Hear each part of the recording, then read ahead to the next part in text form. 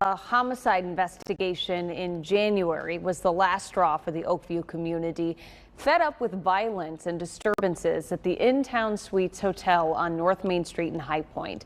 The Oakview Citizens Group compiled the data. Police responded to that one hotel, almost 1,000 times between 2020 and 2022, one of the 5 biggest hotel crime hotspots in the city. The group organized a community meeting with police and elected officials in February demanding change. Fox 8's Cassie Fambro was there then and back at a meeting tonight along with the mayor, but it had a much different tone, Cassie, because their efforts have made a dent in crime. Katie, there's a lot of optimism because those numbers compared to the same time last year, February to September, have gone down, and part of the reason is because of the community advocacy, some of which took place here tonight at the Oakview Community Center.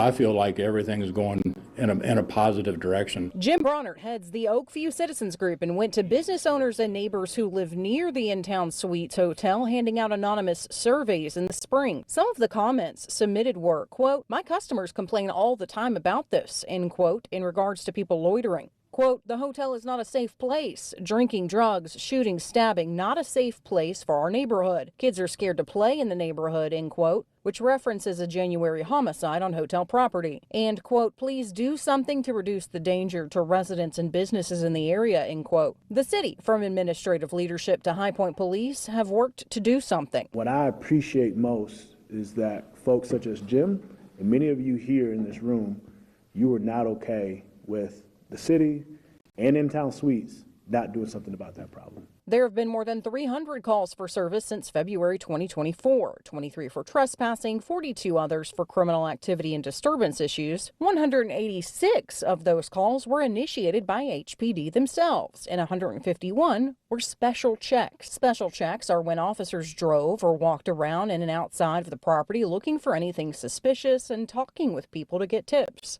Looking at last year from February to September of 2023, there were 268 calls with 143 self-initiated by police, including 66 special checks. So special checks have more than doubled and criminal calls have gone down. It's nice to see. I know this isn't going to be a quick process, but at least something's looking better than it was.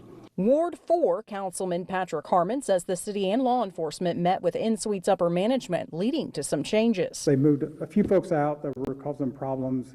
They towed some abandoned cars.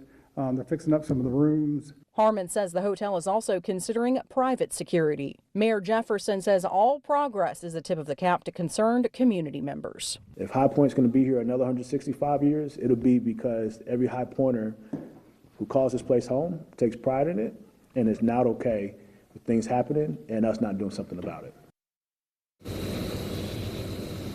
And they said the work is not over. One of the things they said they would like the administration to keep a close eye on is helping the unhoused community and the panhandlers that are out in that area. It's something Mayor Jefferson said that his office is working on weekly. Live in High Point, Cassie Fambro, Fox 8 News.